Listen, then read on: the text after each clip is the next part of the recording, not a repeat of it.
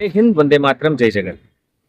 प्रशासन हमेशा अच्छी सरकार देने की कोशिश करता है, लेकिन राजनीति उसे कैसे गंदा करती है ये हम देख रहे हैं। राजस्थान में आरटीओ जो हमेशा आरोप लगते रहे हैं, कई बार आरोप साबित भी होते हैं, लेकिन अब बदल रहा है। लेकिन बदलने कौन नहीं दे रहा है? कौन राजनीतिक व्यवस्था है? वो व्यवस्था कैसे इनके आड़े आ रहा है? क्यों इनको कार्य बहिष्कार करने की आज जहमत उठानी पड़ रही है? सुनिए, राजेश चौधरी जी खुद प्रदेश अध्यक्ष है आरटीओ संघ के, उनकी जुबानी। जी देखिए, आपने सही कहा।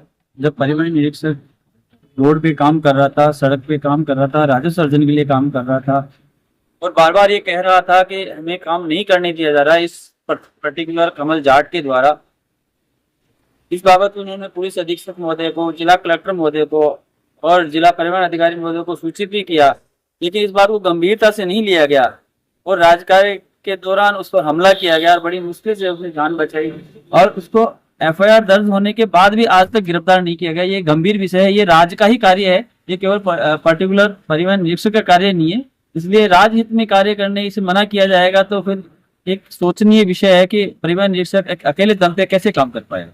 कैसे, कितना राजस्व का नुकसान होगा अगर आप कार्य बहिष्कार करते हैं? देखिए, ये मान के चलिए कि हमारे एक जिले से कितना कनेक्शन? एक पर फ्लाइंग पर 50,000 पर फ्लाइंग स्क्वाड का नुकसान लगभग 200 फ्लाइंग स्क्वाड है। मान के चलिए 1 करोड़ रुपए पर डे का नुकसान होगा। 1 करोड़ रुपए पर डे का नुकसान होगा। और ये नुकसान कैसे सरकार टाल सकती है? देखिए, बहुत आसान सी बात है, इसके लिए कुछ भी असंभव नहीं है। गंभीर प्रकृति के अपराध होते हैं, घटनाएं होती है, पुलिस कितना सीरियस लेके रातों रात अपराधियों को गिरफ्तार कर लेती है। इस प्रकरण में भी यदि पुलिस थोड़ा सा सीरियस होके इसके ऊपर ध्यान देवे तो गिरफ्तार कर ले मुलजिम को, इसी बात है। यदि गिरफ्तार कर लेती है तो इस बात का समाधान हो जाएगा, हम वापस काम पे लौट जाएंगे। ये थे राजेश चौधरी, आरटीओ संघ के प्रदेश अध्यक्ष। और सारे लोग अभी जैसे हमने आपको दिखाया, लाइव था, सारे लोग गुस्से से भरे हुए हैं। जो ईमानदार लोग हैं, इनकी ईमानदारी को जिंदा रखने के लिए सरकार को अब ठोस कदम उठाने की जरूरत है। देखना होगा उसको संरक्षण मिलता है या वो जेल की सलाखों के पीछे जाता है। बने रहिए गांधी टीवी। जो फिलहाल काली पट्टी बांधकर कार्य कर रहे हैं, इस कार्य बहिष्कार में मंत्रालय कर्मचारी संगठन जो हमारा परिवहन विभाग का है, उनके कर्मचारी सारे शामिल हैं। उन्होंने आज परिवहन आयुक्त महोदय को ज्ञापन दिया है। यदि ऐसा नहीं आया तो शुक्रवार से वो भी कार्य बहिष्कार करेंगे।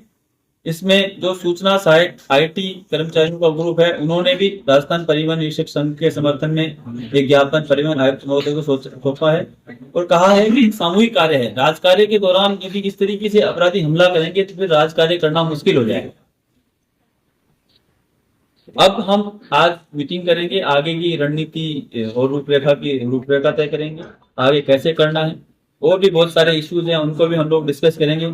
और जब तक हमारी मांगें पूरी नहीं होती तब तक हम अनिश्चितकालीन कार्य बहिष्कार पर रहेंगे।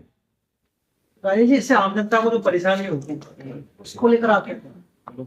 देखिए, राजस्थान परिवहन निरीक्षक संघ ऐसा संगठन है जो हमेशा सरकार और सरकार के बनाए हुए नियमों का समर्थन करता है।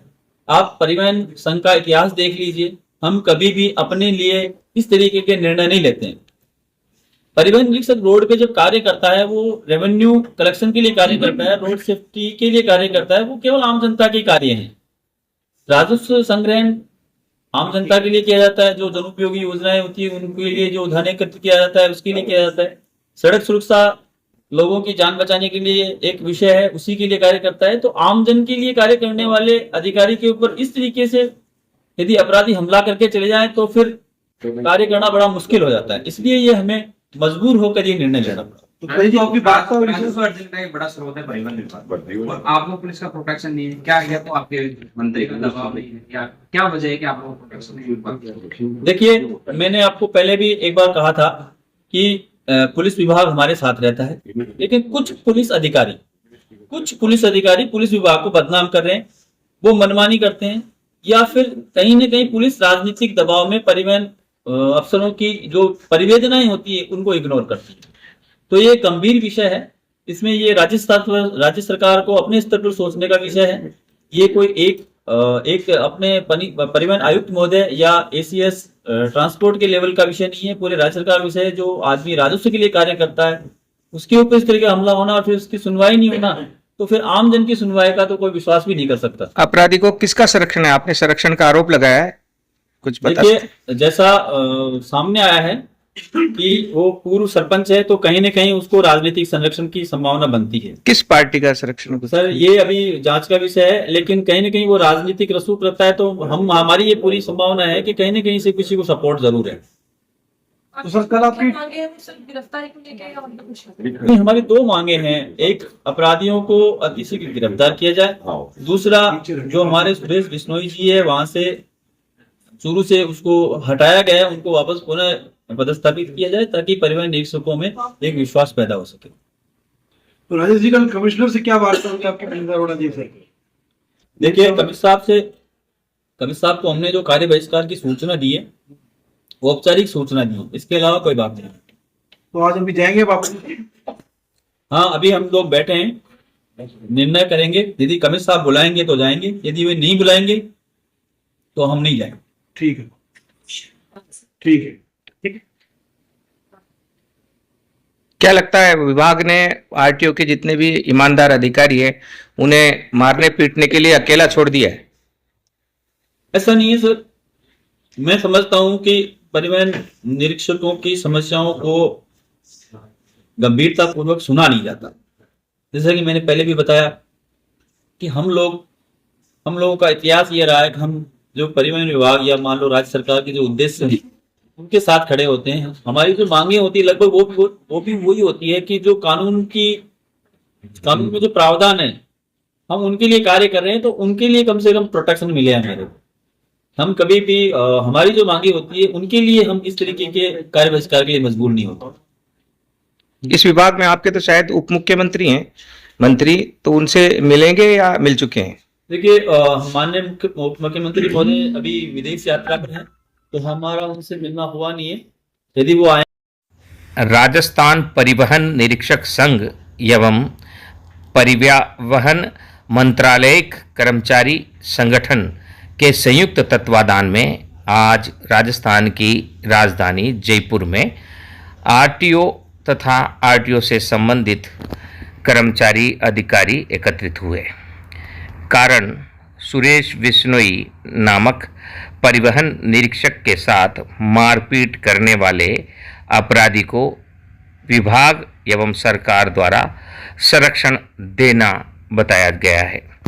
विभाग में इस बात की चर्चा जोरों पर है। विभाग ही नहीं, सरकारी कर्मचारियों और अधिकारियों में इस बात की चर्चा जोरों पर है कि कहीं पर भी कोई भी राजनीतिक संरक्षण प्राप्त व्यक्ति किसी ईमानदार अधिकारी कर्मचारी को बाधा पहुंचाते हुए, उसके सरकारी कामकाज में बाधा पहुंचाते हुए उसके साथ मारपीट करता है, और मारपीट करने के बाद जब अपने स्वाभिमान को और न्याय को पाने के लिए कर्मचारी और अधिकारी न्याय के शरण में जाते हैं, मुकदमा दर्ज करते हैं, तो अपराधी अपने राजनीतिक पहुंच का लाभ लेते हुए उल्टा चोर कोतवाल को डांटे वो वाली घटना को साबित करते हैं।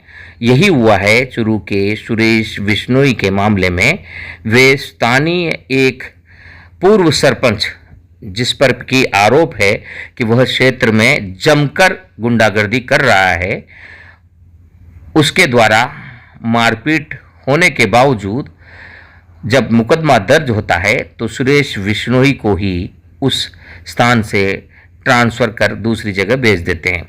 यहीं तक सरकार के नुमाइंदे राजनीतिक आकार रुकते नहीं हैं, उस अपराधी को बकायदा शरण देते हुए उसको पूरी छूट देते हैं दादागिरी करने की। हालत यह है कि मुकदमा दर्ज होने के बावजूद उस पूर्व सरपंच, और कहा जाता है कि वह शराब का भी व्यापार करता है, ऐसे गुंडे तत्व को पुलिस छू भी नहीं पा रही है, जबकि वह खुलेआम यह कहता घूम रहा है कि मैं ही क्षेत्र का सीएम हूं, यहां जो मैं चाहूंगा वही होगा। क्या राजस्थान को यूपी के माफिया राज से रूबरू कराया जा रहा है, जिसे बड़ी मुश्किल से योगी ने यूपी से उखाड़ फेंका है। क्या वह अंधा कानून, अंधा राज अब राजस्थान में होगा? बहरहाल राजेश चौधरी जो संगठन के अध्यक्ष हैं, प्रदेश अध्यक्ष हैं, उनके नेतृत्व में आज सैकड़ों आरटीओ अधिकारी राजस्थान की राजधानी में एकत्रित हुए और कार्य बहिष्कार की धमकी दी है। अब देखना यह है कि कल अगर सरकार मानती है, विभाग के अधिकारी मानते हैं, तो यह कार्य बहिष्कार रुकेगा, अन्यथा जारी रहेगा।